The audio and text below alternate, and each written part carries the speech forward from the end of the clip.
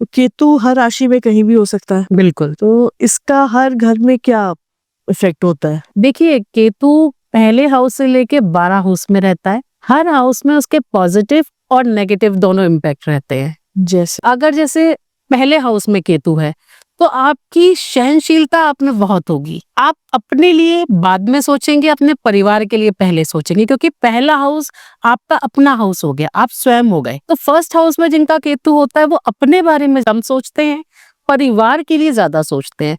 तो अपने बारे में कम सोचना, परिवार के लिए ज्यादा सोचना फर्स्ट हाउस में है। सेकंड हाउस में केतु है तो आपको अपनी वाणी पे बहुत संयम रखना पड़ेगा। आप वाणी से ही अपने रिश्तों को खराब करेंगी।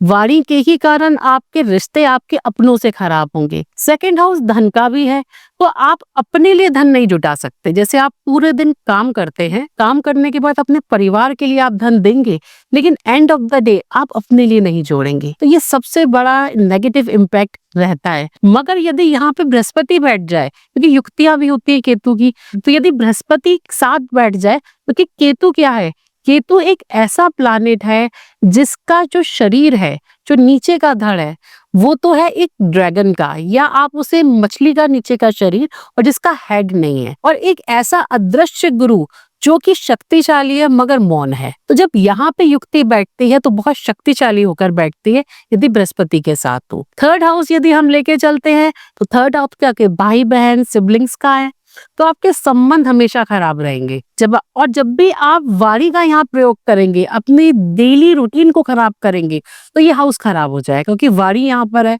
आपका बोलना यहाँ पर है, यहाँ पर आपके भाई बहनों का रिश्ता यहाँ पर है, तो ये सब इम्पैक्ट कर देता है। चौथा हाउस आपके माता का है, क्योंकि केतु कर्मों से भी जुड़ा है, भाग्य से भी जुड़ा हुआ है, आपके कर्म भी निर्धारित हो रहे हैं यहाँ पे। तो जो चौथा हाउस है वो आपकी माता का हाउस है, तो माता के साथ आपका रिश्ता कभी ठीक होने नहीं देगा, या माता का संबंध आपके पूर्व जन्म से होगा, वो आपकी पूर्व जन्म से कारक बन के आपकी माता बनी होंगी। तो व्यक्ति का व्यक्तित्व अपनी माता से यहाँ खराब रहेगा। यदि मैं लास्ट फिफ्थ हाउस की बात करती हूँ तो फिफ्थ हाउस आपके संतान का हो गया, तो आप संतान का कर्ज लेके आए हैं, संतान कर्मों से आई है आपके जीवन में, तो फिफ्थ हाउस कर्मों का हो गया, आपके संतान से जो आपके कर्म है, तो उनसे आपका डिटैचमेंट रहेगा। सिक्स्थ हाउस हो गया आपका डेली रूटीन का, आप क्या खाते हैं, आप क्या पीते हैं, और साथ में कुछ ऐसे आपके ऑर्गन्स जिनके अंदर आप अचानक खराब हो जाते हैं, जो कमर से नीचे का हिस्सा होता है। यहाँ पे इनफर्टिलिटी की भी बात करूं, उसमें भी थोड़ा सा प्रॉब्लम देता है केतु, यदि छठे भाव में बैठा हो। मेल फीमेल दोनों में ये बहुत मेजर प्रॉब्लम है सिक्स्थ हाउस की। और केतु की रेमेडी भी मैं आपको आगे बताऊंगी, इतनी आसान है, बिल्कुल डरने की जरूरत ही नहीं है। भ्रम है ना कि केतु से डरो आप, क्योंकि डिटैचमेंट का कारक है, बिल्कुल मैं आपको आगे रेमेडी भी बताऊंगी। तो सिक्स्थ हाउस आपका हो गया डेली रूटीन का, तो डेली रूटीन आपका खराब हो जाएगा, आपको हमेशा कमर से नीचे की दिक्कत बना के रखेगा। तो बहुत इजीली आप समझ जाइए, कमर से नीचे की कोई भी समस्या है तो केतु आपका एक्टिव है। सेवेंथ हाउस रिलेशनशिप का हो गया, आपके पति से रिलेशन, आपकी पत्नी से रिलेशन, मैं मेल फीमेल दोनों की यहाँ बात कर रही हूँ, तो वहां रिश्ते खराब हो गए, या आपकी पत्नी पूर्व जन्म के कर्म लेकर आई है।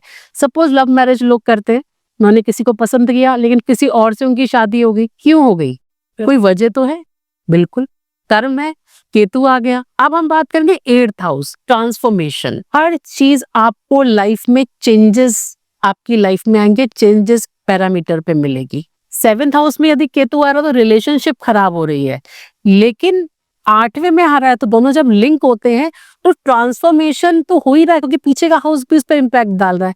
वाइफ से रिलेशन भी यहाँ खराब हो रहे हैं, तो वाइफ कर्मों के साथ है, वाइफ के साथ रिलेशनशिप इश्यूज हमेशा रहेंगे यदि एट्थ हाउस में आपका केतु बैठा है। नाइन्थ हाउस फादर का हाउस, गुरु का हाउस, आपके जो भी आपसे बड़े हैं, जो आपको ज्ञानवर्धक है, ऐसे लोग कभी उन्हें नहीं मिलते, हमेशा डिटैचमेंट रहता है, या आप उनके लिए बहुत कुछ करेंगे। डिटैचमेंट का मतलब ये नहीं है कि वो गलत कर रहे हैं, हो सकता है जब वो आपके सामने आते हो तो जैसा आप चाहते हो वो ना देते हो, तो आपको नाइन्थ हाउस में ये दिक्कत होगी। टेंथ हाउस जो होता है वो आपके व्यापार का होता है, बिजनेस का होता है, आप नौकरी कभी स्टेबल नहीं कर सकते। और कुछ लोग होते हैं ना जल्दी जल्दी नौकरी चेंज करते हैं, उसका यही कारण है, डिटैचमेंट। नौकरी तो बहुत अच्छी मिली मगर वहां उनके मित्र के साथ संबंध वहां खराब हो गए, वहां उनके बॉस के साथ इश्यूज उनके हो गए, तो यहाँ पे टेंथ हाउस आपको नौकरी में स्टेबल होने नहीं देगा, बिजनेस में स्टेबल होने नहीं देगा। 11th हाउस सबसे मार्बलस हाउस होता है, अगर इसमें केतु बैठा है तो उसके नेगेटिव इम्पैक्ट देना शुरू कर देता है।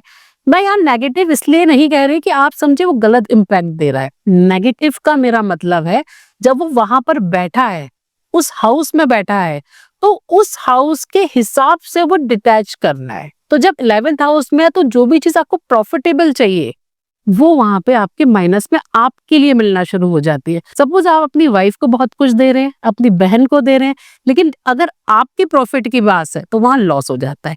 12th हाउस विदेश का भी है, 12th house profit and loss का भी है, 12th हाउस हम कहते हैं बीमारी का भी है, 12th हाउस हॉस्पिटलाइजेशन का भी है। तो वहां केतु बैठा होता है तो इस तरह की समस्या आपके जीवन में लगी रहती है। तो केतु से आप डरिए मत। ये मैंने जो भी डिटैचमेंट बताया है, साथ में यदि हम छोटी छोटी रेमेडीज कर लेते हैं तो उन्हीं हाउस में बैठा केतु आपको पॉजिटिव रिजल्ट देना शुरू कर देता है। जैसे दूसरे हाउस में वाणी पे संयम रखिए, बोलते समय आपको पता चल गया है, आप देख लीजिए इजीली कि भाई कौन से हाउस में मेरा कहाँ केतु बैठा है, तो आपने देख लिया। अब मुझे वाणी पे संयम रखना है। 9th हाउस में मुझे फादर से हमेशा पैर छू के कार्य करना है, फादर की हमेशा बात मान के कार्य करना है। बस छोटी सी रेमेडी। आपके संबंध अच्छे नहीं है, आप डेली फादर के पास जाइए और पैर छूइए उनके, या उनकी वस्तुओं का प्रयोग करना शुरू कर दीजिए जो कि यूज्ड होती है। आपका एक तो प्रेम भाव, बिकॉज हम एनर्जीज पे काम कर रहे हैं ना, आपका प्रेम बढ़ा, यहाँ पे एक रेमेडी आ गई और वही शुरू हो गया। 6th हाउस यानी कि बीमारियों का हाउस, लेकिन मैं आगे इसको धन के रूप में भी बताऊंगी आपको कि ये 6th हाउस ही धन का भी कारक है। अच्छा, अभी मैं आपको बता रही हूँ, अगर 6th हाउस में आपके केतु है तो आपको क्या करना है, थोड़ा सा ध्यान रखना है। क्या ध्यान रखना है कि अगर आपको कोई बीमारी होती है, गुप्त बीमारियां यहाँ पे 6th हाउस में होती हैं, थोड़ा सा ध्यान रखिए।